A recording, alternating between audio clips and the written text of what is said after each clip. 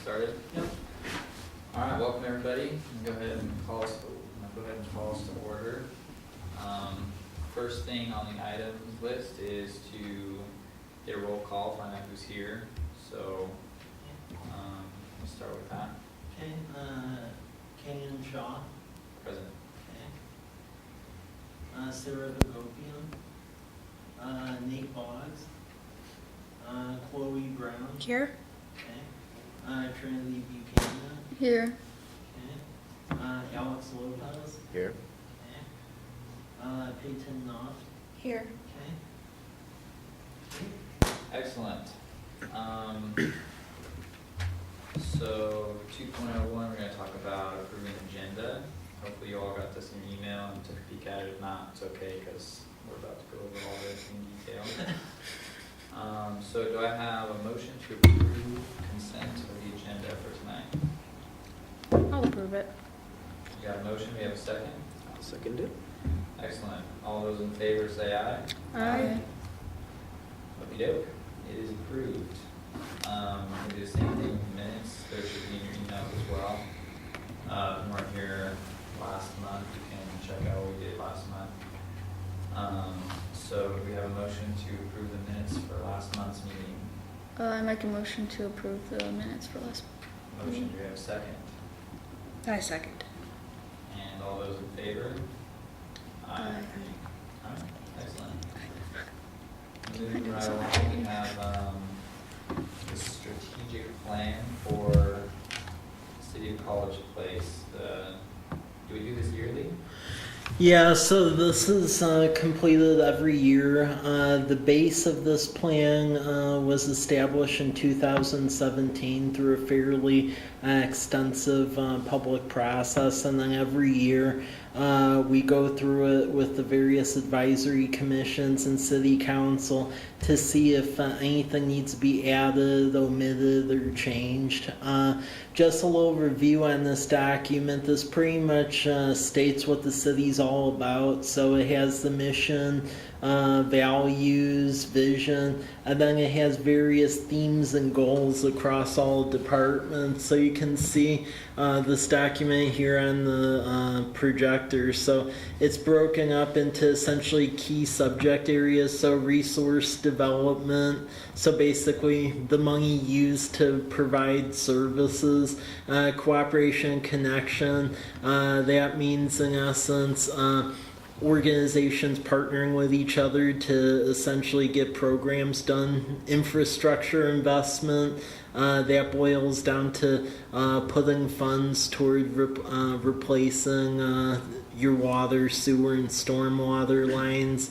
Planning for prosperity is basically economic development, and then optimal operations reflects to how departments are staffed, because when this plan was created, the city was basically at an all-time low of city staff, where in 2000 the city had 60 full-time employees, and when this was created it was actually down to 33 full-time employees, and trying to figure out how to get that back to a sustainable level. The vision statement just essentially encapsulates what everyone at the time wanted to see College Place become by 2027. It really boils down to that. The proper finances are there to replace the infrastructure and for College Avenue and have like a vibrant downtown. Values, which starts on page 5. 5 values governing a city's open and honest transparency, cooperation between the partners in the city, respect, and then service, and then diversity. So before we get into various subject areas, are there any questions, comments, or concerns about the preamble of this?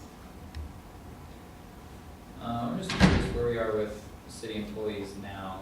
Yeah. A few years later, how many do we have on payroll? Now we're up to 41 full-time equivalents, because when I got here we were actually having trouble being able to man police shifts, like in the middle of the night, where we were actually dependent on sheriff's office and other agencies to actually have service. Now we're at a point where we actually can stand on our own.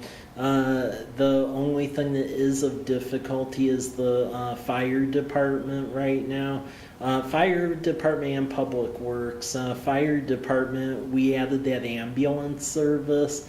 Call volumes have been quite a bit on that, and we need more volunteers, and there's just a lot of calls because we have a lot of nursing facilities in the city, so that adds to it. So that's something we're going to have to grapple with. And then with public works, the state ordered us to essentially create a stormwater utility where we have to take better care of our storm inlets and stuff like that. And that's an unfunded mandate, so we had to increase utility bills to pay for that now. We added basically one person to review plans and then one person to clean every storm inlet in town, because now we have to go on a regimented schedule. I think because we didn't really ever deal with stormwater here, that's going to be an issue longer term having to catch up. Okay. Yeah. Thank you. Yep. Have there been any major changes to this plan since it was presented to us last year? The only change in talking with city council is as far as the economic development section. Initially, it was thought that we would have a big box agreement signed this year for an additional store. That's dependent on us building a sanitary sewer trunk line, so they have wastewater services over at the property across from College Place High School. So because of the investment needed there, that's basically being kicked back a year. That's really the substantial changes to it. The only other thing too is in the financial resources and infrastructure section.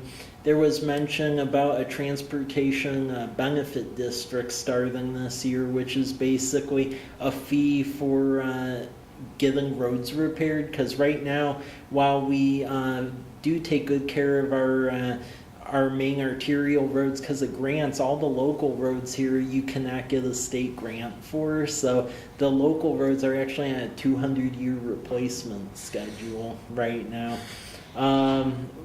That ended up being delayed to TBD a couple of years to 2024, just because at the time this was written, we thought we would have more time to implement the stormwater utility, but we were state ordered to do that, so there wasn't no choice, and we didn't want to hit everyone with a bunch of taxes at the same time, so we just dealt with stormwater, and the local roads at least are going to have to wait a while.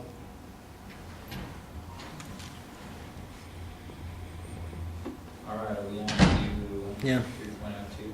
Yeah, so now we're into the various sections of this. So on page, I just want to get the remainder of the strategic plan done. So the resource development, that just goes through essentially the revenue streams needed to keep the city afloat. And it's really dedicating a land inventory so we know what properties are available to keep our economic development going. And then a housing chapter, constantly adopting and reviewing a comp plan so we can make sure affordable housing exists. And really that comprises the majority of that. Cooperation and connection, that's really about making sure we have proper advisory commissions to get input from everyone, such as this commission, and then having an advanced outreach program like social media, newsletters, and so forth. And then there's various ways to measure those outcomes, such as interlocal agreements and things like that. Infrastructure investment on page 10, that's dealing with that stormwater utility, and then moving the TBD back a couple years, which we're going to do here, and that basically covers that. Planning for prosperity, that's making sure that we abide by the state comprehensive plan deadlines to have a future-looking 10-year plan for the city. And that basically establishes timelines by which to do that.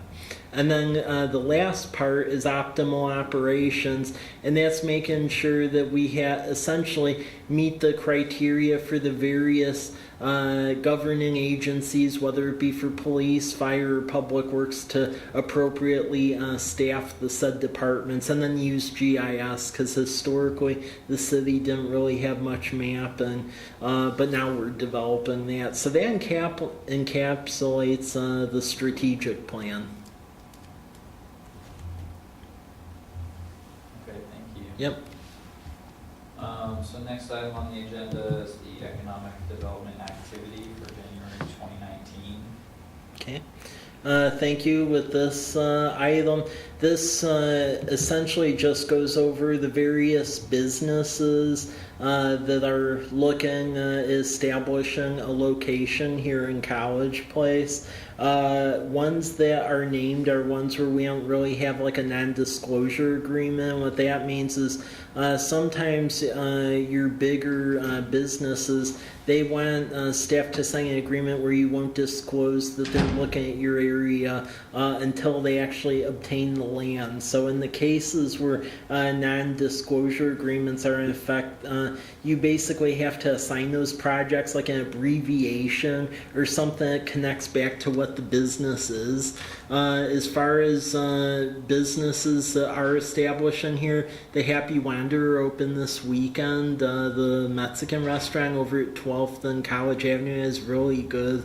Hop Thief, which is it's going to be a restaurant and then a brewery that's actually going to be opening up behind Les Schwab and Del Taco over along State Route 125.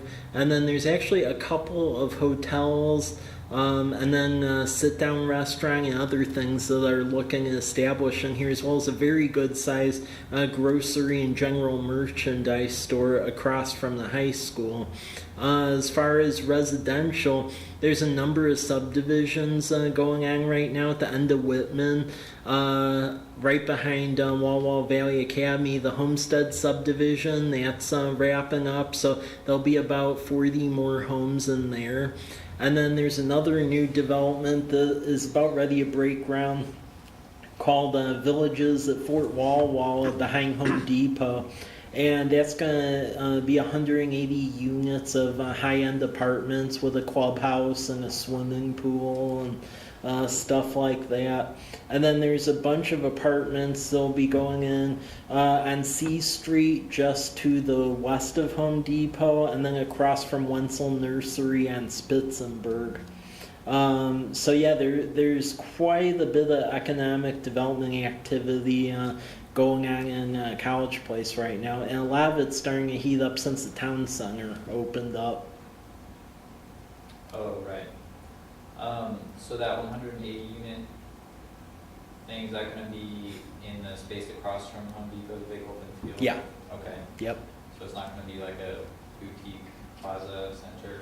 So the boutique plaza center is actually going to be in the front of it. Oh, okay. So the apartment complex is going to take up the back third of the property by the water tanks, and then the front 2/3 of the property is slated like for a town center type development, like what you'd see in like Seattle or Bellevue, where you have like retail below and then offices and residential above. Okay, excellent. Yeah. Okay, any questions on this? Is there a timeline on that development, on that property? The town center part of it is going to take longer. That part, I wouldn't be surprised if maybe they break ground on the latter part of 2019, and then that part goes for maybe 2 years. The 180 unit apartment complex, so that's supposed to break ground in the next like 2 months, and I think that whole thing will the 180 units will probably be done by the end of the summer. Yeah. Alright, so 3.03 Blue Zones project. Okay. I want to share this with this body. So, Blue Zones is a concept about increasing essentially livability and how long you live. And there's this nonprofit that has done case studies all over United States and all over the world about the areas that live the longest, which essentially is Sardinia, Okinawa, Loma Linda, California, and a couple of other ones. And this group, they essentially look for areas where they can mimic blue zones or the elements of livability that essentially helps those populations live longer. So this organization is looking at potentially launching this assessment and study here in the Walla Walla Valley. It would also include College Place. So in the documents you see, there's a little brief on one of the first cities where they've done blue zone studies at, which is Albert Lee, Minnesota, and then they came up with a proposal in essence of what they would be doing and the costs you would see reductions in pertaining to essentially healthcare and well-being. They wrapped up essentially doing a cursory overview of our area last week, and they'll be coming back with a more refined proposal. Projects such as this are a lot of money, though. Usually it's over a 3-year period and about $1 million. A lot of times your nonprofit sector and healthcare organizations will look at essentially funding that. So I know Adventist Health, Walla Walla University, Sherwood Trust, a number of organizations are looking at potentially partnering up to make this Blue Zone program a reality. So I include this proposal in the agenda packet because I think it'd be good for you all to look at and let me know if you have any questions or concerns, because even though it isn't the city money, at the end of the day, that is a lot of money to be put towards something, and is it useful, is it not useful? So I think it's very important to get everyone's opinions on this, because it will be a significant investment.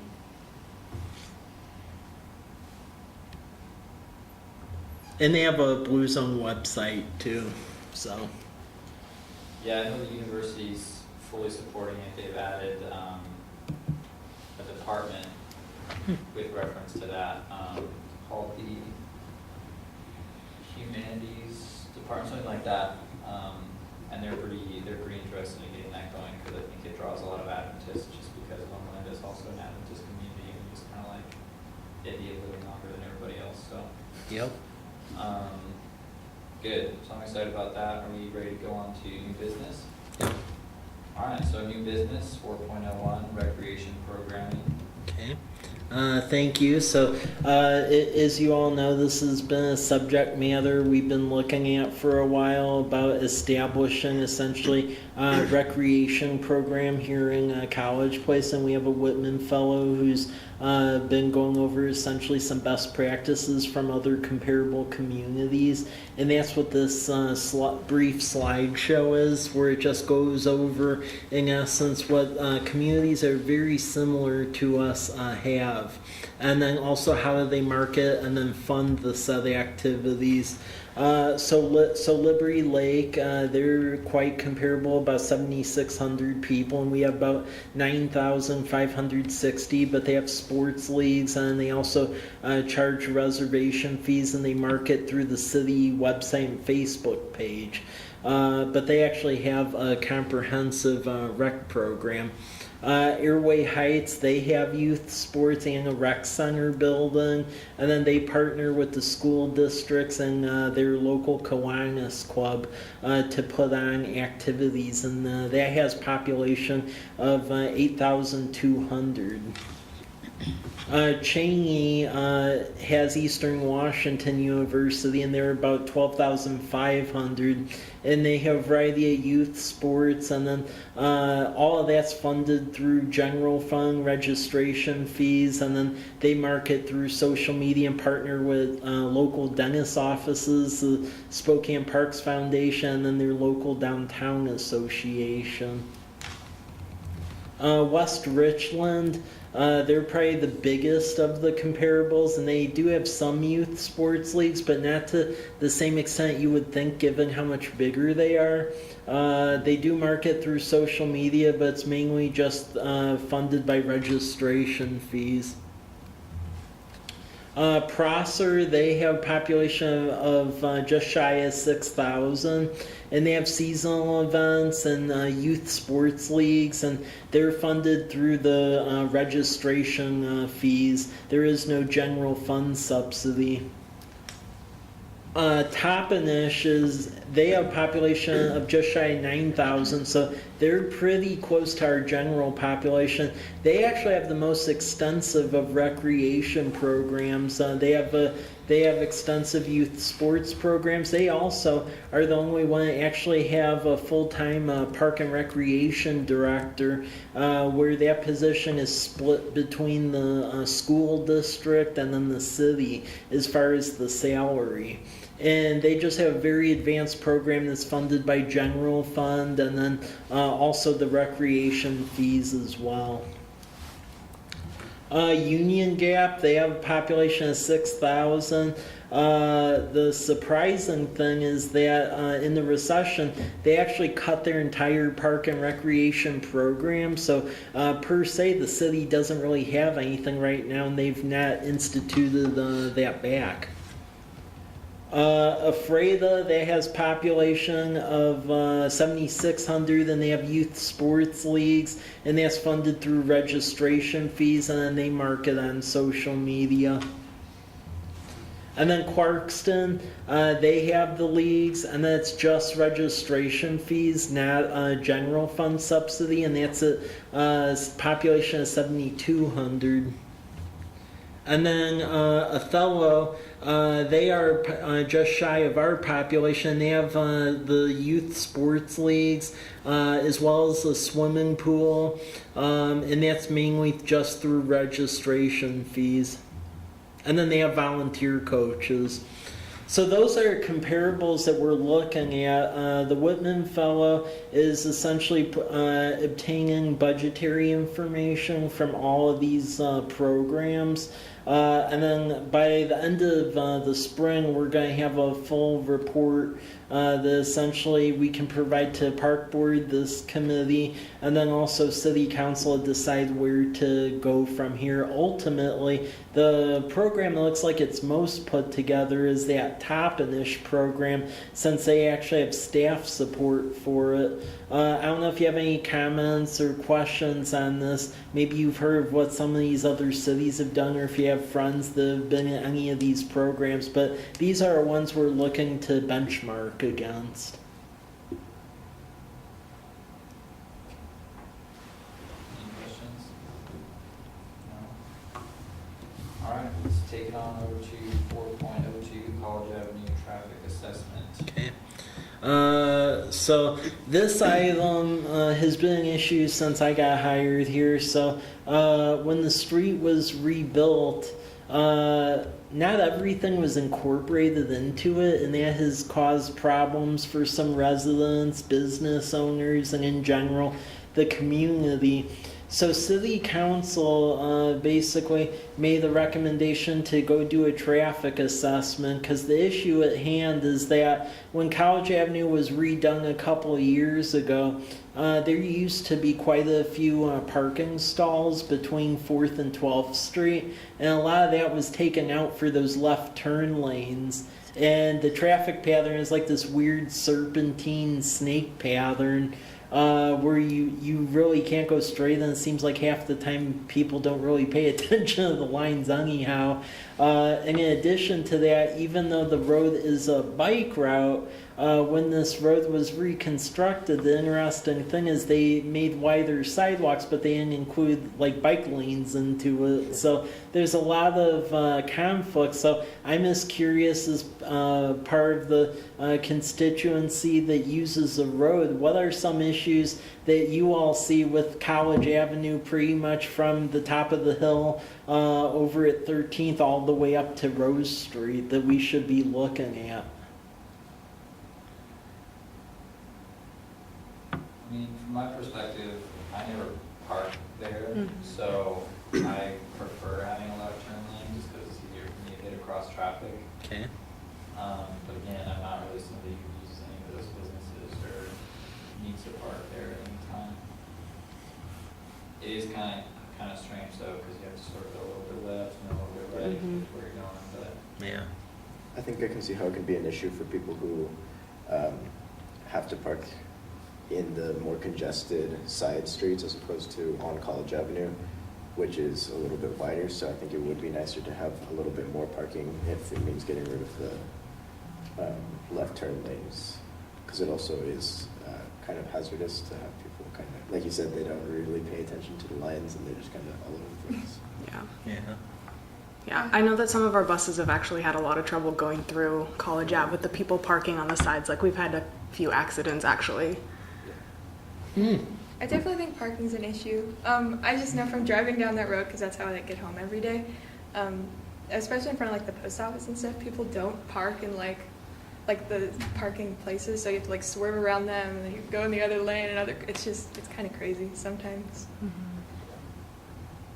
I'm also always really concerned that I'm not going to see somebody in one of those crosswalks. So maybe more lighting near the edge of those so I can identify them. But I think the one right in front of the post office has like a parking stall in front and behind, and so I always am like looking between those cars to see if there's somebody there, because I'm just pretty afraid that I'm going to run somebody over because I can't see them. So maybe like some sort of preemptive warning sign for that crosswalk in front of the post office, or Yeah, or I've Yeah. seen like in-ground integrated lights, you know, that kind of light up when somebody Or the passes, instead of like reflectors. the over-road ones like we have down here on the university property, but like the ones that are just in the road that kind of stick up a little bit, something like that to warn people without causing huge traffic congestion.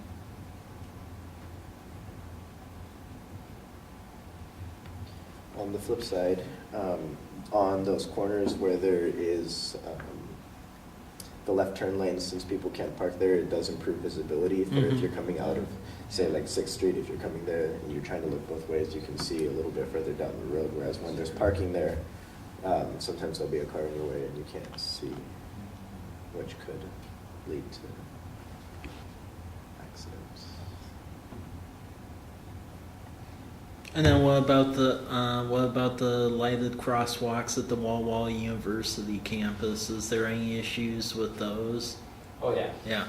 I think Wait. that students are either reluctant to use them because they don't want to stop traffic, or they're too eager to use them and stop They traffic. use it and then just walk.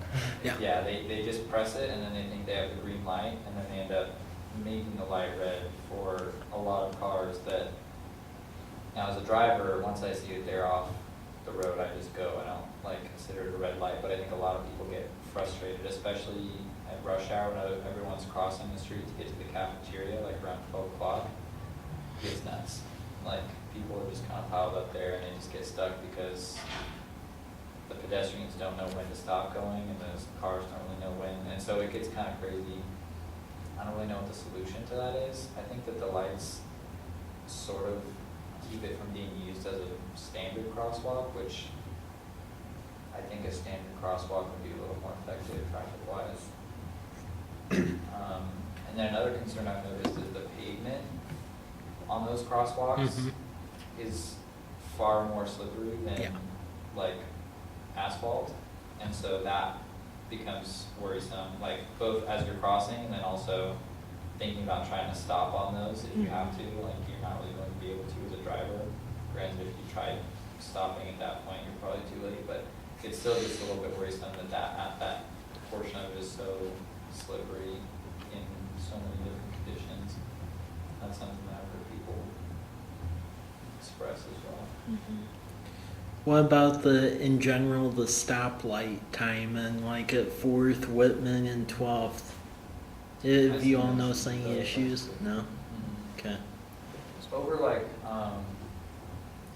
on roads, I can't think of the specific intersections. I think they're College Place, or they're, Walla lights. I think that they're pretty lengthy. Yeah, if it's anything on Myra Road, we don't control those. City of Walla Walla owns those. Yeah. Yeah. But as far as the lights on College Avenue, I think that they're all pretty well timed.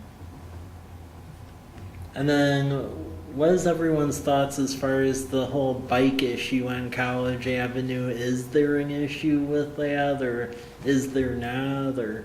As far as like traffic safety and stuff, Yeah, from what you're seeing. I think most of the students who are commuting by bike use the sidewalks, Okay. and I don't see an issue with that because the sidewalk is really wide. Have seen like some people like recreationally cycling on the road, but I've never seen that be an issue either, so Okay. I wouldn't say it's a problem. There any other thoughts about College Avenue? Because likely after a study's done, just because the amount of money it takes even to redo markings and stuff, it'll probably be how it stays for the next 20 years once this is done. Okay. I'll relay that all your concerns to the consultants, and it'll be a couple months, but when it's done, we'll share that for additional input, because they'll be trying to reach consensus on a lot of items about what to do about bikes, the crosswalk issues you mentioned, also what to do about parking versus left turn lane, since the right-of-way really doesn't allow for both, and then also sight triangles, because there are some intersections where you can't really see the street when you're making like the left turn just because fences jut out and stuff, and do sight triangles need to be increased or not, so. Thank you. Yep. Alright, so now we got College Place Farmers Market update for this coming year. Yep. Thank you. This item, so last year was our second year of the farmers market. It used to be out in the parking lot over here, but it just got too hot for everyone, and then a lot of people stopped showing up, so we moved it over to Lions Park, and then it actually grew quite a bit. One of the common complaints that we heard, though, is that folks wanted to have bands and music there and have additional entertainment. So what we did after an extensive survey with the vendors is we changed essentially how we charge for the farmers market, because it used to be just $70 for the whole season, or $50 if you paid early. Now it's basically a similar structure to what the Walla Walla farmers market is, except it's cheaper.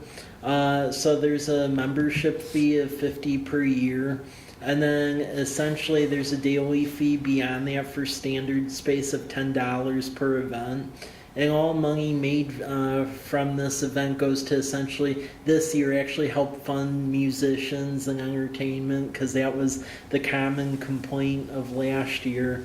So really, I'm sharing this with you all because if you know folks who want to vend for the season, or anyone who wants to be considered to provide music for the whole season, let us know, because we're issuing those contracts now.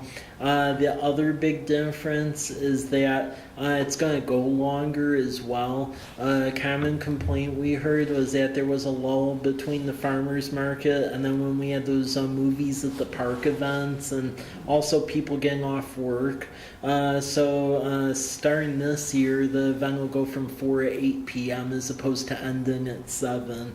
But it'll be at Lions Park, and it'll go from the last Thursday in May till the end of September. So yeah, if you or if anyone you know want to vend, let us know and fill out the application, and you can, or if you want to be considered, or you know anyone who would want to be considered provide entertainment as well, we'll have those options available this year.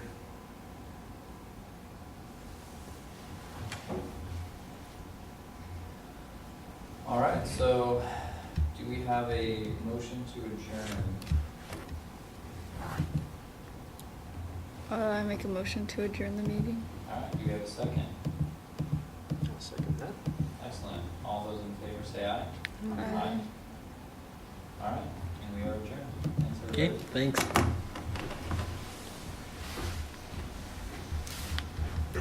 thanks.